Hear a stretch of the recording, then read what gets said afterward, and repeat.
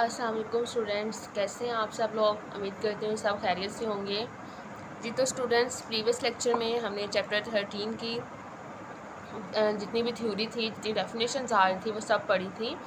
आज हम करते हैं चैप्टर 13 की एक्सरसाइज 13.1। ये चैप्टर हमारे पास था प्रोबेबिलिटीज़ के ऊपर, और हमने कहा था प्रोबेबिलिटीज़ हमारे पास क्या होते हैं, चांस होता है किसी भी चीज़ के होने या फिर ना होने का। ठीक है, बाकी आप एक दफ़ा प्रीवियस लेक्चर में सारा देख लीजिए तो आपको क्लियर हो जाएगा कि प्रोबेबिलिटीज़ में क्या क्या कुछ आता है। आज जो हमारा है वो एक्सरसाइज 13.1 है। उसका क्वेश्चन नंबर 1 हम करते हैं। क्वेश्चन नंबर 1 में है अरशद रोल आ डाइस। अरशद एक डाइस को रोल करता है, लूडो के दाने को। ठीक है, विद साइड्स लेबल्स LMNOPU, जिसकी साइड्स जो थी वो लेबल की हुई हैं LMNOPU से, यानी 1 2 3 की काउंटिंग नहीं है, LMNOP वगैरह यहाँ पर दिया हुआ है। What is the probability that the dice lands on a consonant. आपने प्रोबेबिलिटी बतानी है कि डाइस पर कॉन्सोनेंट कब आता है। आपको पता है कि अल्फ़ाबेट्स जो लेटर्स होते हैं उसमें दो तरह के लेटर्स होते हैं। कुछ जो है वो हमारे पास वॉवल्स होते हैं और कुछ क्या होते हैं, कॉन्सोनेंट होते हैं। तो हमें जो यहाँ पर लेटर बताए हुए हैं उनमें से हम वॉवल्स को निकाल लेंगे तो बाकी हमारे पास क्या होंगे, कॉन्सोनेंट होंगे। तो हम देख लेते हैं फॉर्मूला क्या था हमारे पास कि probability of event is equal to number of elements of the event divided by number of elements of the sample space। ऐसा ही था, सैम्पल स्पेस हमारे पास बड़ा सेट होता है और इवेंट वो जिसके होने के चांसेस हम देख रहे होते हैं कि ये हो सकता है या फिर नहीं हो सकता। तो देखिए बेटा, सैम्पल स्पेस में हमारे पास ये सारे लेटर्स आ जाएंगे जो उन्होंने खुद बताए हुए हैं। तो इसके नंबर ऑफ़ एलिमेंट्स कितने हुए, 6 हो गए। इवेंट को मैंने ए का नाम दिया है जो कि कॉन्सोनेंट है। कॉन्सोनेंट है तो फिर यहाँ पर जो है चेक करते हैं कौन से हैं। देखें, ओ और यू तो हमारे पास वॉवल है, तो बचा क्या, LMNP। तो LMNP हमारे पास क्या हो जाएगा, इवेंट हो जाएगा। तो इसके नंबर ऑफ़ एलिमेंट्स काउंट करें तो ये 4 बनते हैं। तो number of elements of event कितने हैं हमारे पास, 4 हो गए। हमने प्रोबेबिलिटी निकालनी है, तो प्रोबेबिलिटी क्या हो जाएगी, probability of A is equal to N of A divided by N of S। तो ये हमारे पास 4/6 है। इसकी हम कटिंग कर लें, 2 2 ज़ा 4, 2 3 ज़ा 6, तो फिर प्रोबेबिलिटी ऑफ दिस इज़ 2/3 आ जाएगा। ठीक हो गया स्टूडेंट्स। क्वेश्चन नंबर 2 है नेक्स्ट हमारे पास। उसमें कहते हैं आशाजिया throw a pair of fair dice, what will be the probability of getting sum of the dot is at least 4। सबसे पहले तो हम इसकी सैम्पल स्पेस बनाते हैं ना। देखिए बेटा, फेयर डाइस हमारे पास वो होता है जो बिल्कुल ही नीट एंड क्लीन हो, उसके कॉर्नर्स बिल्कुल ठीक हों। तो जैसे कहें कि एक न्यू डाइस जो है ना, टूटा हुआ ना हो, उसको हम फेयर कहते हैं। पेयर ऑफ डाइस मतलब 2 डाइस जो हैं वो एट अ टाइम फेंक रहे हैं। आपको पता है, अब हम घरों में जो लूडो खेलते हैं उसमें मोस्टली 2 डाइस जो हैं वो इकट्ठे ही थ्रो कर रहे होते हैं। ठीक हो गया। तो उसने जो शाजिया थी उसने 2 जो हैं लूडो के दाने इकट्ठे थ्रो किए, तो उसमें क्या आया, उसके लिए हमने सैम्पल स्पेस पहले बनानी है। तो बेटा इसके लिए मैं करती हूँ, फर्स्ट जो डाइस है उस पर ना डिजिट फिक्स कर देती हूँ, सेकंड डाइस पर डिजिट चेंज करते जाते हैं। देखिए, मैंने फर्स्ट 1 जो था वो फिक्स कर दिया, फिर मैंने 1 2 3 4 5 6 लिखा। इस तरह 2 फिक्स कर दिया, 1 2 3 4 5 and up to so on. 3 fix कर दिया, 1 2 3 4 and up to so on. इसी तरीके से 6 के 6 नंबर जो हैं वो मैंने फिक्स कर दिया एक डाइस पे, बाकी को चेंज कर दिया। और ये 6 तक की जाएगा क्योंकि डाइस पे सिर्फ और सिर्फ 6 तक के डिजिट्स ही होते हैं। तो बेटा यहाँ से मेरे पास जो है number of elements of sample space जो बनते हैं वो 36 बनते हैं। ये 6 एक लाइन में है तो टोटल 36 हो गए हमारे पास। तो सैम्पल स्पेस के एलिमेंट्स पता चल गए। अब हम अपना इवेंट देखते हैं। इवेंट में है sum of dots is at least 4। Event वो वाला लेना है कि सम ऑफ डॉट्स आएँ जो कि एटलीस्ट 4 बनाएं, यानी कम से कम 4 उनका सम जो था है, दोनों डॉट्स का सम एटलीस्ट 4 होना चाहिए, कम से कम 4 होना चाहिए, और 4 से ज़्यादा भी हो सकता है। तो बेटा देखिए 1 एंड 1 2 हो गया, ये तो नहीं आएगा। ठीक है, हम 4 की बात करते हैं, ये निकल गया। 1 और 2 हो गया, ये 3 हो गया, इसका सम 3 हो गया, ये भी नहीं आएगा। 1 और 3 का सम 4 होता है, ये आएगा। तो ये 1 3 1 4 1 5 1 6 ये सारे इवेंट में चले गए।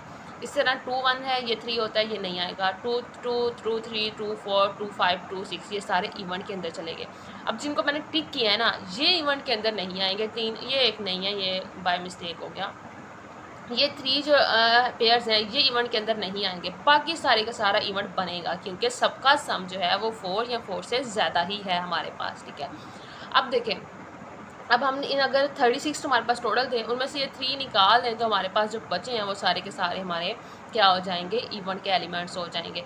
तो 36 में से 3 निकालें तो हमारे पास कितने आते हैं, 33 आ जाते हैं। तो आपको दोबारा सैम्पल्स इवेंट लिखने की ज़रूरत नहीं है, आप बस उसके नंबर ऑफ़ एलिमेंट्स लिख दें इवेंट्स के, वो 33 आ रहे हैं। फिर अपने फॉर्मूले में probability of A is equal to N of A divided by N of S 33/36, तो ये 3 पे डिवाइड करें, 3 1 जा 3, 3 1 जा 3, 3 1 जा 3, 3 2 जा 6, तो प्रोबेबिलिटी आ जाएगी हमारे पास 11/12। ठीक हो गया। नेक्स्ट हमारे पास है क्वेश्चन का second part, product of both dots is between 5 to 10। बेटा इस क्वेश्चन में ना असल में उन्होंने ये कहा हुआ है कि आपके पास 2 डॉट्स का जो प्रोडक्ट है ना वो 5 और 10 के दरमियान आना चाहिए। बिटवीन का तो यही मतलब होता है ना कि दरमियान आना चाहिए, लेकिन आपके क्वेश्चन की पीछे जो आपकी बुक पे आंसर है ना उसके अकॉर्डिंग ना ये 5 भी इंक्लूड कर रहा है और 10 भी इंक्लूड कर रहा है। अब ये उस आंसर के अकॉर्डिंग ये हुआ कि आपने 5 6 7 8 9 और 10 सारे डिजिट्स आपके प्रोडक्ट में जो आंसर देना वो सारे लेने हैं आपने। अब बेटा यहाँ तो बुक का क्वेश्चन गलत है या फिर बुक का आंसर गलत है, कोई तो मिसरा है, लेकिन अब हमें तो बुक के अकॉर्डिंग करना है, तो हम फिर 5 और 10 भी इसको क्या कर लेते हैं, इंक्लूड कर लेते हैं, ठीक है। अब देखें, नंबर चेक कर लेते हैं किस किस का प्रोडक्ट आ रहा है। 1 1 जा नहीं, 1 3 जा भी नहीं होगा, 1 4 जा भी नहीं होगा, 1 5 जा, हाँ 1 5 जा 5 ये ठीक है, 1 6 जा 6 ये भी ठीक है, तो ये मैंने यहाँ पे लिख लिया है 1 5 जा 5 1 6 जा 6, ठीक है।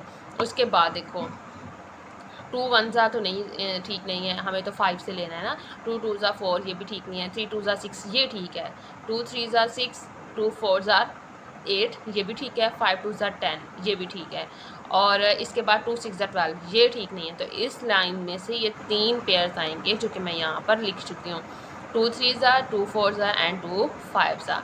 नेक्स्ट चेक कर लेते हैं थर्ड लाइन में देखें 3 1 जा ये ठीक नहीं है, 3 2 जा 6 ये ठीक है, 3 3 जा 9 ये भी ठीक है, 3 4 जा 12 ये ठीक नहीं है, बस ये 2 पेयर्स आएंगे 3 और 2 का एंड 3 3 का, तो ये मैंने यहाँ पे राइट कर लिया 3 2 का एंड 3 3 का पेयर। इसके बाद 4 लाइन में देखें 4 1 जा ये ठीक नहीं है, 4 2 जा 8 बस ये एक नंबर आएगा, आगे सारे बढ़ जाएंगे। इस तरह 5 1 जा 5 आएगा, आगे सारे बढ़ जाएंगे, और 6 1 जा 6 आ जाएगा, ठीक है। तो ये मैंने यहाँ पे 5 2 जा 10 भी आ जाएगा, तो ये मैंने यहाँ पर वो सारे जो हैं इवेंट्स निकाल लिए जिनको मल्टीप्लाई कराने से 5 से लेकर 10 तक की काउंटिंग आती है, वो सारे पेयर्स निकल गए हैं, तो ये हमारे पास इवेंट आ गया। काउंट करने से 1 2 3 4 5 6 7 8 9 10 एंड 11, तो number of elements of event कितने हैं, 11 आ रहे हैं। हम फॉर्मूला लगाते हैं तो हमारे पास फॉर्मूला क्या है, probability of B is equal to number of elements of event divided by number of elements of sample space. तो बेटा ये 11/36 हो गया, क्योंकि ये 11 थी और ये हमारे पास 36 था। ओके, नेक्स्ट इसका थर्ड पार्ट है, the difference between both the dots is equal to 4। 2 dots के दरमियान जो डिफरेंस है ना वो 4 होना चाहिए। अब पहले मैंने ए इवेंट भी यूज़ कर लिया, बी भी कर लिया, अब मैं लेट कर लेती हूँ कि see B an event see difference between dots is 4। दोनों डिफरेंट डॉट्स के दरमियान जो डिफरेंस है ना वो 4 होना चाहिए। अब देखें 5 में से 1 माइनस किया 4 आ गया, 6 में से 2 माइनस किया 4 आ गया, 5 में से 1 माइनस किया 4 आ गया, 6 में से 2 माइनस किया 4 आ गया। तो बेटा ये पूरे सैम्पल स्पेस में ना ये सिर्फ 4 ही ऐसे पेयर्स हैं जो 4 देते हैं। अब एक बात याद रखिएगा, आप कहें कि मैम जो है 1 में से 4 माइनस 1 में से 5 माइनस किया है, आप जो है उसमें से माइनस करा दें, मतलब माइनस का आंसर नहीं होना चाहिए, आपने प्लस का ही आंसर लेना है। तो 5 में से 1 4, 6 में से 2 4, 5 में से 1 4, 6 में से 2 4, ठीक है, प्लस वाले लेने हैं आपने। इसके बाद देखें ये टोटल कितने हो गए हैं, 4 हो गए हैं, और सैम्पल स्पेस वैसे ही 36 थी, तो आप अपनी प्रोबेबिलिटी के फॉर्मूले में लगाएं, 4 1 जा 4, 4 9 जा 36, तो ये 1/9 हो जाएगा। तो बेटा इसका 4 पार्ट है नेक्स्ट क्वेश्चन का, number of least 5 on the first dice, यानी फर्स्ट जो डाइस है ना उसके ऊपर कम से कम 5 होना चाहिए या 5 से ज़्यादा भी हो सकता है, ठीक है। And the number of at least 4 on the second dice, और जो सेकेंड डाइस है ना उस पर कम से कम 4 होना चाहिए और 4 से ज़्यादा भी हो सकता है। तो फिर देखिए मैंने जो इसके एलिमेंट्स लिए हैं, इस पे कम से कम 5 चाहिए और इस पे कम से कम 4 चाहिए, तो 5 4 हो गया, 5 5 5 6। तो 5 की लाइन से ही ये निकलेंगे, इससे पीछे तो हम किसी भी पेयर को यूज़ नहीं कर सकते। 4 6 तक के पेयर बिल्कुल भी यूज़ नहीं हो सकते, तो ये यहाँ से 2 पेयर निकले। उसके बाद 5 6 हो गया तीसरा। अब नेक्स्ट में भी 5 से लेना था, 5 तो नहीं आएगा फर्स्ट डाइस में, तो ये 6 आएगा, तो 6 4 6 5 6 6। तो बेटा ये यहाँ पर आपके पास डिजिट बनते हैं, टोटल 6 पेयर बन गए आपके पास। तो नंबर ऑफ़ एलिमेंट्स कितने हो गए यहाँ पर, 6 हो गए। तो इसकी प्रोबेबिलिटी निकाल लें, तो n of d over n of s है 6 एंड 36 है, 6 1 ज़ा 6 एंड 6 6 ज़ा 36 हो गया। ओके, तो स्टूडेंट्स ये 4 पार्ट्स थे क्वेश्चन नंबर 2 के, जो कि हमने कंप्लीट कर लिए हैं। इंशाल्लाह ताला नेक्स्ट लेक्चर में हम नेक्स्ट क्वेश्चंस करेंगे। आज तक के लिए इतना ही। अल्लाह हाफिज़।